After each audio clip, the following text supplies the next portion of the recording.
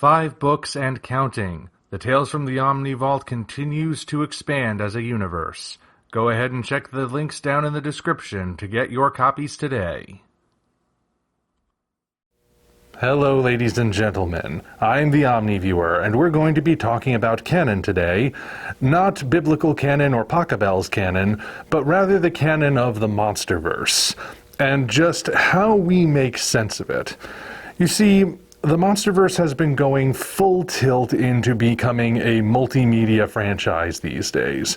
Originally, it was the movies, the graphic novel prequels and midquels, and the novelizations, which were really just adaptations of the movies.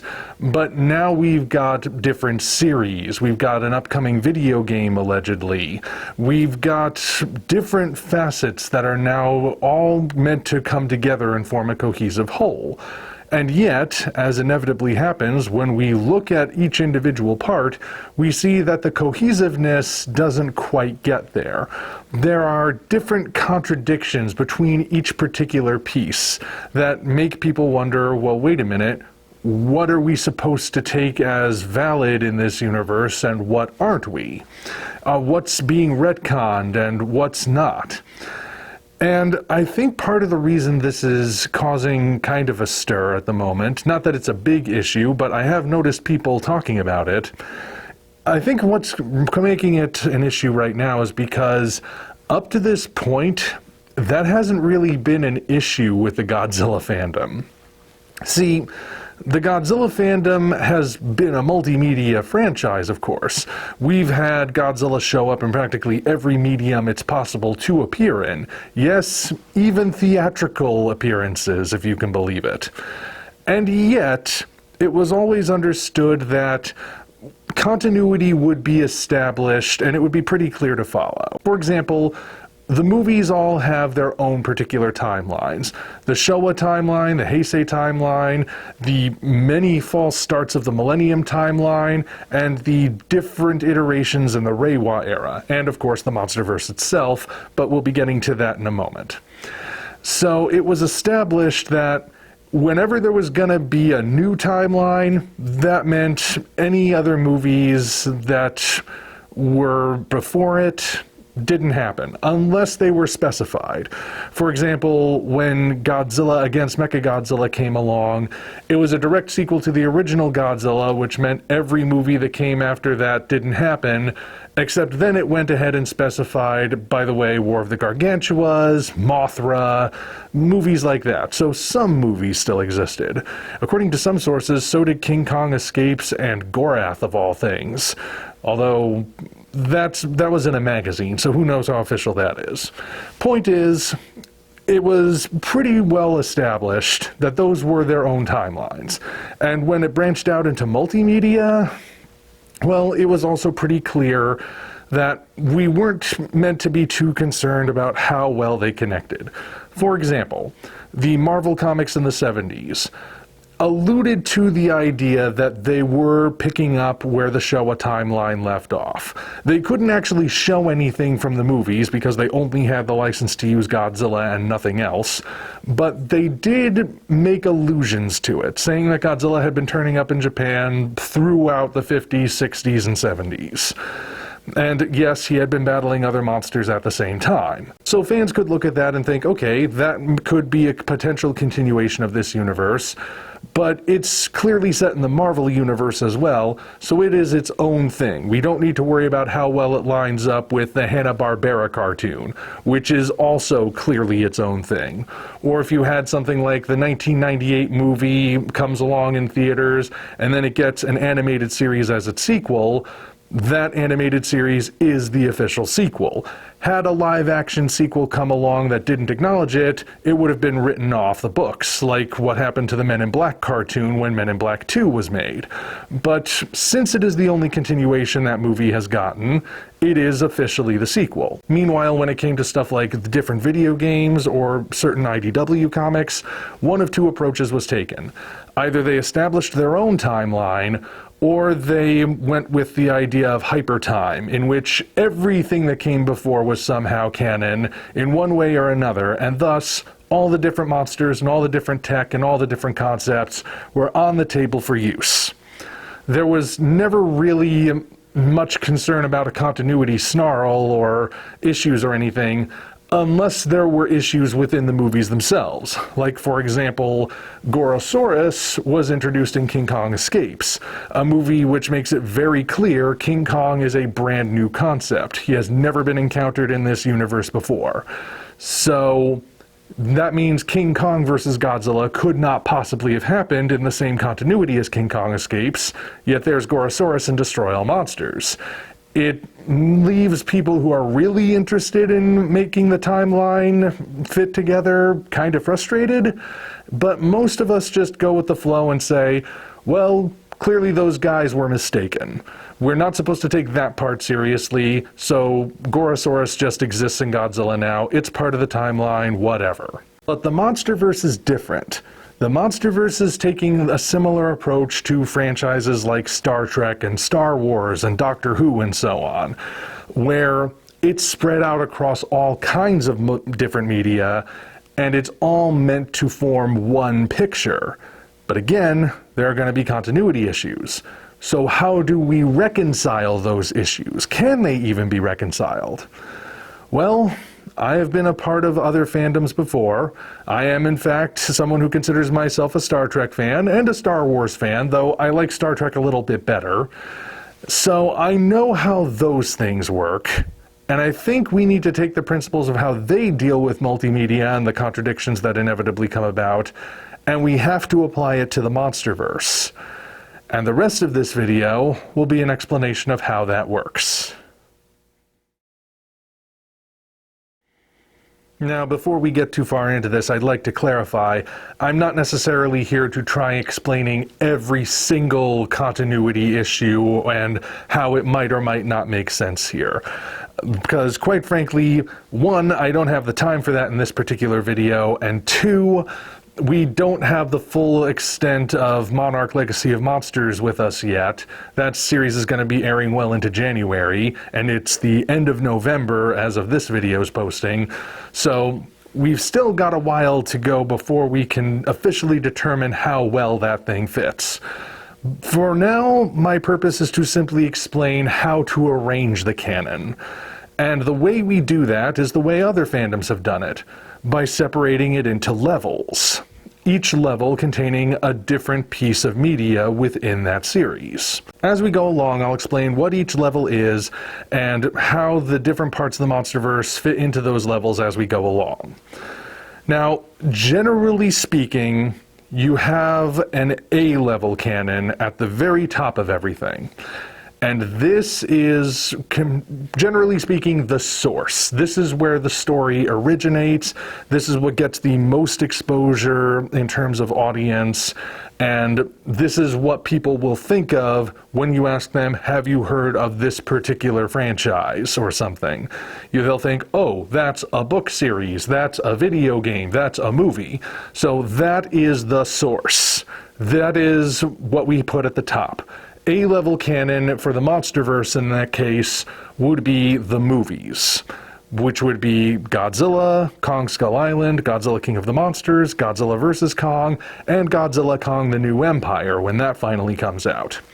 And of course any other live-action movies that might come afterward, if there are any other live-action movies that come afterward. I'm sure part of that will depend on how Godzilla Kong does, but that's for another time. So, that is the A-level canon. The movies are the source, therefore they are the ones at the top. Every level below that is going to see different forms of media wind up in each level. But how are we going to arrange them? Well, the way I do it is that the less similar they are to the source, the further down they're going to be in terms of levels. So B-level canon would be something that is in a slightly different media, but technically still bears a strong resemblance to the A-level. So Monarch Legacy of Monsters is a series rather than a movie, but it's live action. So that goes in the B-level canon. C-level canon below that would be something that's, again, in a similar medium, but vastly different in execution. Say, an animated series, for example.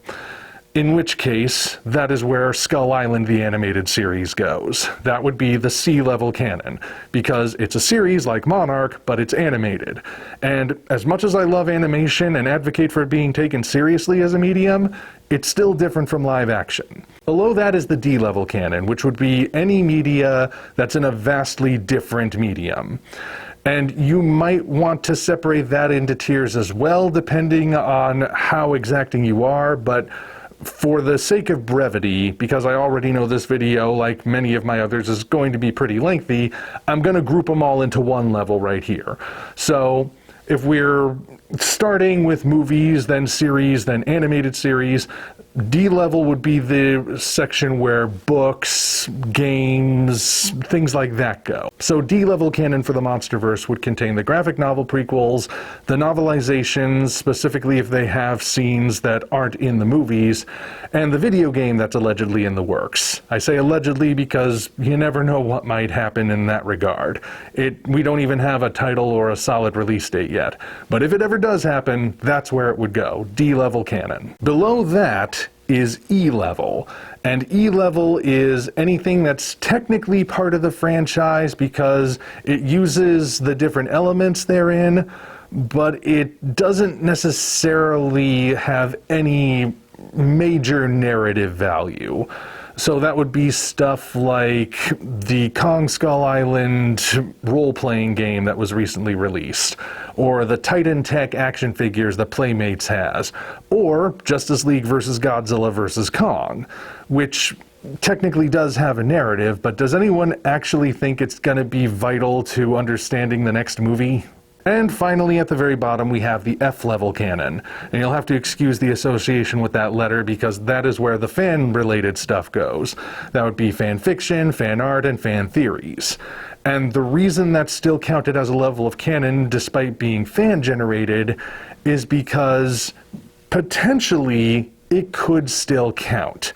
Say a fan theory is put forward to explain a certain anomalous element within the A canon, mind you. And that explanation is the only one we got because the actual people who make the movies never actually addressed it. And the rest of the fandom thinks, you know what, that actually makes sense. It might wind up just kind of getting accepted by the fandom. We're talking stuff like Ferris Bueller's a figment of the imagination, or James Bond is a code name, that sort of thing.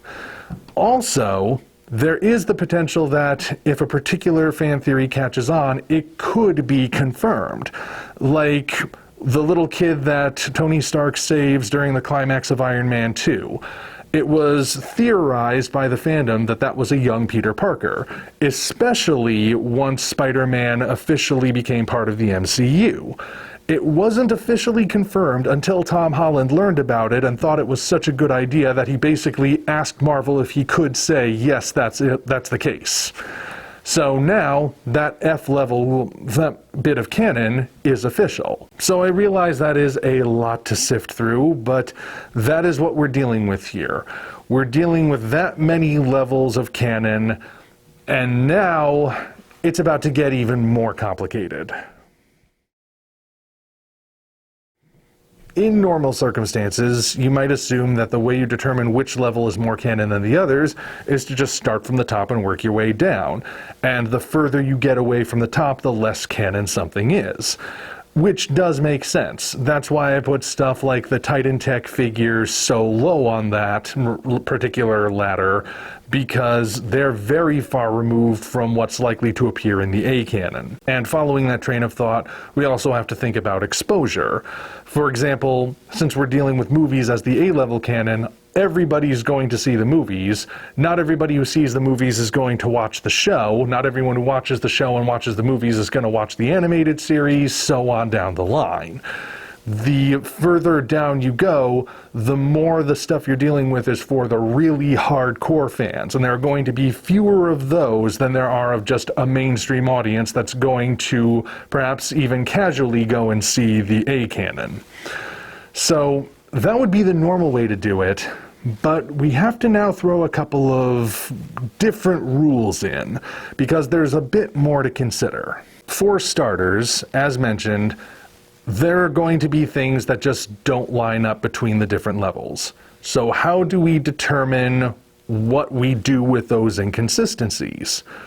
Well, first rule of determining canon when you've separated it into levels is that you always default to the A canon. The A canon is the source, the A canon is what most people are going to experience, therefore it has the final word, and it never works the other way around. The only exception is if the A canon chooses to bring something from another level of canon up into its level. That could result in a retcon, or it could result in an expansion, depending on what you're talking about. We also need to determine that we've been talking about different conflicts and continuity errors at this point, but what actually constitutes that? Well, I can tell you what it doesn't constitute, first and foremost. One thing that does not count as a continuity error would be something like a minor aesthetic change. Minor aesthetic changes meaning if certain elements look slightly different, but they're still ultimately recognizable, and it's not such a drastic change that you don't recognize what you're looking at anymore, then that in and of itself is not a continuity error. For example, in the Showa timeline of Godzilla, the G-Man went through, 9 different designs over the course of 15 films, and only one of the design changes had an in-universe explanation, that being that the very first Godzilla died, and the one who showed up after is a different member of the species. But that's the only explanation we get for a different appearance. After that, we're just assuming we're watching the same monster, but he looks a little different every time. I've never seen anyone say that's a drastic continuity error because it's just an artistic choice. Speaking of which, minor artistic choices do not count as continuity errors either, assuming, of course, that they are indeed minor. Now, this is my way of saying that the speed at which the monsters move in the MonsterVerse is not in and of itself an error. Those are clearly artistic choices. Gareth Edwards had Godzilla moving slowly to emphasize his mass and how heavy and huge he is. Michael Dougherty chose to have Godzilla move faster to emphasize what a vicious fighter he is. We're still looking at the same thing, it's just that the two directors decided to emphasize different aspects. That in and of itself, not a big deal. Now, the fact that I've been specifying minor up to this point implies that major aesthetic changes, major artistic differences, would be considered continuity errors. For example, it's one thing to have Godzilla's design changing slightly over the course of different films. It would be another thing entirely if he suddenly grew an extra set of legs and angel wings out of his shoulders. Along similar lines, it's one thing to have Godzilla moving slower in one movie and faster in another movie, but it's another thing entirely if he suddenly starts spouting Latin when he roars. So that would be a major change. So when I speak of incongruities between canon levels and between different entries on each level, what I'm speaking of is stuff that just doesn't quite line up. Like, say you have the same scene shown from different angles, but you can't quite line them up the same way, and they're depicting different things in each instance. There you would have a bit of a discrepancy because you're talking about the same scene shown in vastly different ways. And I'll be elaborating on that in a moment. But something else we have to ask is, what if there's a discrepancy along the same level of canon? Well, that's where we must add one more rule, which is the latest entry along a particular level of canon, especially in the A canon, that's what you go with. Having the most recent entry be the one that has the final word on what is true within that universe is how you can have, say, a comic book villain die in one issue, and they make it very clear that he is absolutely 100% unambiguously dead as a doornail, and he is gone forever, he is not coming back, and then a few issues later, he's back. And it turns out all that stuff about him being absolutely dead was kind of exaggerated. Here's what really happened. So, Ideally, you don't want that to be too extreme, but sometimes that is going to happen. And I realize how complicated this is sounding, but there is one more thing to consider. Like I said, ideally you would just go down the rungs and say that the further away you get from the A canon, the less canon it is. But like I said, just to remind you, the A canon can potentially take anything from the lower levels and confirm it, which could mean that certain things from those different levels gain more points in terms of how accurate they are. For example, like I said, the Titan Tech figures, clearly not high-level canon. They're all the way down on the E level, very low. They're action figures. Fun for the kids, interesting for collectors. Doubtful it's ever going to be in the movies. Unless, of course, the movies say otherwise. If Godzilla Kong the New Empire or some future MonsterVerse movie decides to put Godzilla, Kong, and Rodan in armor like this, there you go. These figures have just shot past everything else and gained more of a proper canon status. So how do we actually apply any of this? Well, I did say earlier that we'd be getting back to the idea of the same scene from different angles concept and determining which version of that scene is true in context. And as fate would have it, there is a particular scene from the MonsterVerse we can do precisely that with. The bombing of Godzilla in 1954. Now, we have several different versions of this particular sequence. We have the opening credits sequence from Godzilla 2014, the end of episode 3 of Monarch Legacy of Monsters, the end of Godzilla Awakening, the graphic novel, and we have the Operation Lucky Dragon video that was included as a special feature on Godzilla 2014. So, 4 different versions of that scene. All of them relatively different, with one exception. Operation Lucky Dragon, like I said, that's a special feature on Godzilla 2014. That actually lines up pretty well with the A canon. So we can pretty much shoot that all the way to the end and say that one lines up with the A canon, so it's got pretty much the most points. What about the other 2 things? Well, between the series and the comic, I have to say, Monarch has more in common with the movie than Awakening does. It's live action for starters, and it still shows Godzilla being the one shown up to get bombed. There's no mention of another monster anywhere else. Not in the Lucky Dragon video, not in the movie itself, not in Monarch. That is exclusively in Godzilla Awakening. In fact, I don't even think the Shinomura is mentioned in the novelization. I have to make absolutely sure of that, but the fact of the matter is, we've only got the Shinomura in Awakening at this point. So we have to basically assume that the version which occurs in Godzilla Awakening, that doesn't count. Does Monarch count, though? Well, again, the only way we would know that for certain is if in a future MonsterVerse movie on the A level, they decide to use footage from that instead of footage from Godzilla 2014.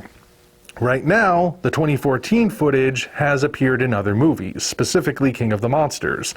That footage is shown quite prominently. So as far as the movies are concerned, that's how it happened. In Monarch, maybe some version of it happened, but that particular sequence we have to relegate to perhaps a separate timeline. Or we can say maybe it didn't actually happen that way. Again, though, that could potentially change if the movies decide it.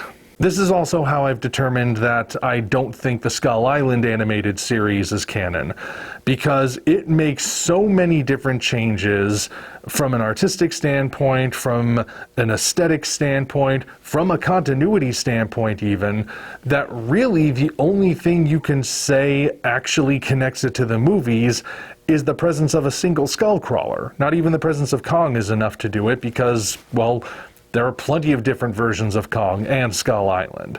There are just too many things here that don't add up. You have the Cyclopean ruins that Kong calls his home, even though he never went to them before. You have this other tribe living on the coast who apparently saw the helicopters go by, but no one in the helicopters noticed them, and they never actually made a point of trying to contact them. You have the vastly different creatures that never showed up, but they seem to take the place of the creatures that were in the movies. You have that bird that Kong apparently practices falconry with, who you would think would have been a significant ally to have in any of the movies, but he's not there. The list could go on, but Skull Island has too many incongruities, so it's going to move further down the list in terms of how canon it is. Now, just in case you think I'm making all of this up on the fly, I'm not. This is how other fandoms have been doing it for a very long time. For example, look at what happened in Star Wars. When Star Wars had the expanded universe, where you had all this different multimedia surrounding the original 3 movies, all of which was contributing quite a bit, but sometimes it didn't quite add up. One particularly infamous example is that there were different versions of the origin story for Boba Fett depending on which piece of media you were experiencing at the time. Naturally, you had the version in the movies that we didn't really know anything about, but we knew he looked cool and he was the bounty hunter who caught the Millennium Falcon. So everyone else just ran with that, but they ran in different directions. Where did Boba Fett come from? Was he actually a Mandalorian, or was he just dressing like one? Did he have a beef with Han Solo? What was that beef about if it was the case? How did he feel about other bounty hunters? How did he escape the Sarlacc pit? So on and so on. There were all sorts of different ways he could have been interpreted, and fans were debating for years which one made the most sense. Until the prequels came along, and we learned his actual origin in Attack of the Clones. Some fans were underwhelmed by it, but it didn't matter. That was the official origin for him now, because the movies are the A-canon, whether you like them or not. Star Wars also gives us a good example of how the latest entry is what gets the final word on canon. Just look at the original trilogy for one of the more infamous examples. First movie, Darth Vader was Obi-Wan Kenobi's pupil who betrayed and murdered Anakin Skywalker. Second movie, Darth Vader is Anakin Skywalker. Third movie, Obi-Wan has to explain why he didn't actually reveal that Anakin and Vader were the same person, and why that means, technically speaking, he didn't lie. You can see how each version doesn't feel like it should line up, but they figured out a way to do it. But I can guarantee you that they didn't necessarily know that was going to be the case in the first movie. And of course, if you go over to Star Trek, you have Gene Roddenberry's infamous proclamation that the only Star Trek that is official canon are the live-action shows and movies. So all that other stuff doesn't count. And the only exception he ever made was for Star Trek V. Now that said, nothing was stopping any of those live-action shows and movies from taking elements from, say, a book or a game or some other form of media and incorporating it into that universe, which could give that particular entry more legitimacy. But for the most part, the different forms of Star Trek multimedia are considered separate timelines. Maybe canon, so long as they line up with what we're seeing in the live-action stuff, but as soon as there's a discrepancy, different timeline. So like I said, this is the way it's been for years in other fandoms with multimedia, and I think we need to start applying that to the MonsterVerse now. Really, I've been applying it from the beginning whenever I've said that I don't really think the prequel graphic novels are completely meant to be taken as 100% canon. I know that there are people in charge of making sure everything lines up with the MonsterVerse, but clearly stuff is getting by them, which is why we have the level system. And that's about all I can say for now. Like I said, this video has gotten pretty long, so I'm not going to go through every single thing at this point and determine what works and what doesn't, what's above and what's below.